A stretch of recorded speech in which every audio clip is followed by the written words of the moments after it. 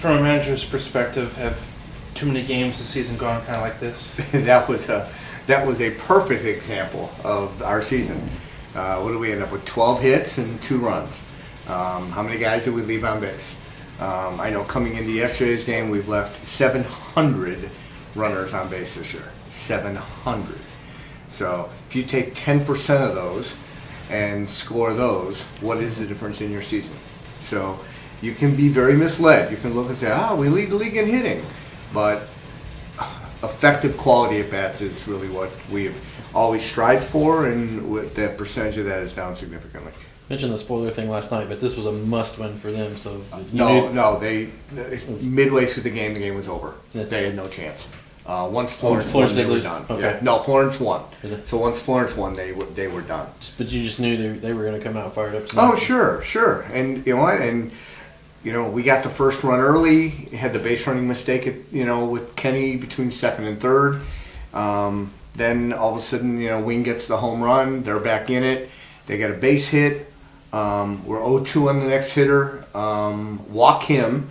Now it's first and second. Now we have a broken bat hit. We have the bases loaded. Go behind. We end up with a 3-2 count. And now the guy drills the ball in the gap and 2-run score. And there's where games change. And so it's 2 things. One, walks scored tonight. And second of all, inability to drive runs in. There's our season.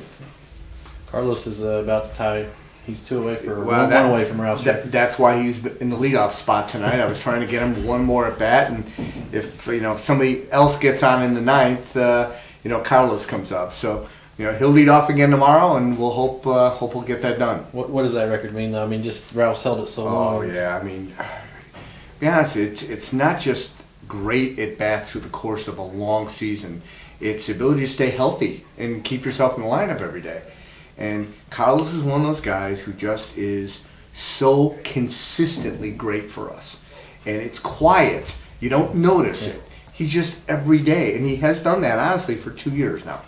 Was Ralph rooting for him? Oh, yeah, absolutely. Absolutely. I mean, if you saw Ralph when he got that first hit, it was like, yes. So he really is rooting for him. I mean, think about it from Ralph's perspective. Ralph does it, and then Ralph coaches the guy that breaks his record. So I think that would be a really, really cool thing, and we hope that happens tomorrow.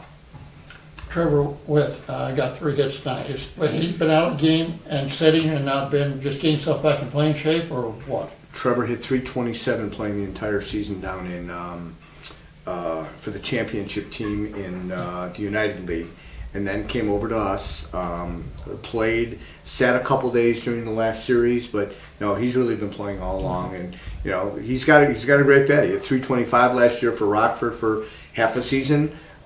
Hit a bunch of home runs and hit almost 400 down in the Pecos League before going to Rockford, and had a dominant season for the championship team that won this year. Down in Edinburgh.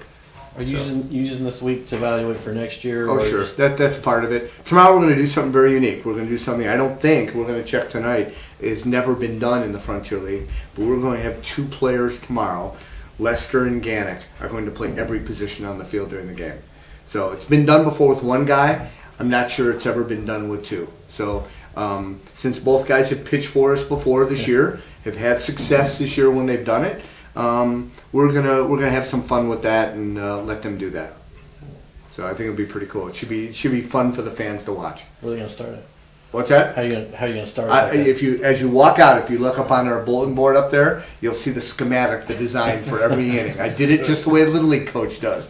This guy goes to first, and this guy goes to second. So there's a line for every inning of the game. So you guys. Ventola is going to put together a spreadsheet so you guys can follow along tomorrow and see where they go. I think Lester is pitching the 8th and Gannick is pitching the 9th, and they're catching each other. So it should be a lot of fun. I'm really looking forward to it. And you know what? I look at it this way: if we can't be in, then we'll have some fun with this anyway. Does it help that they're out now too, and it's not? Yeah. Well, because to be honest with you, the integrity of the game thing comes in. So it's something we talked about yesterday, and we knew that they had to sweep us, and Florence had to get swept in order for them to get in. So it was something we talked about doing, and since the game really doesn't affect in the standings, we'll go ahead and do this. There you go. This is Bill Bonin of People's National Bank and home of the free Miners checking account. How may I help you?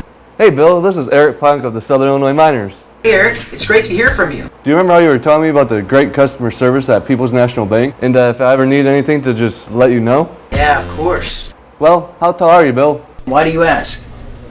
I'll be right over.